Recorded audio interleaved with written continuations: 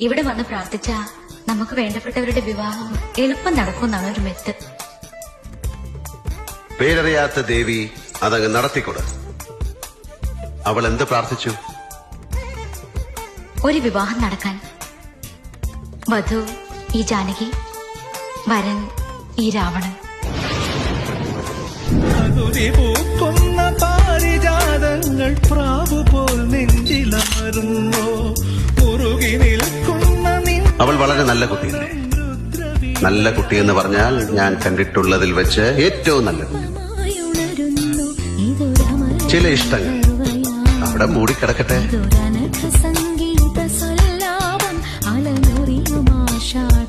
പക്ഷേ ചിലപ്പോഴൊക്കെ രാവണ ഇവിടം എനിക്കിഷ്ടമാവുന്നുണ്ട്.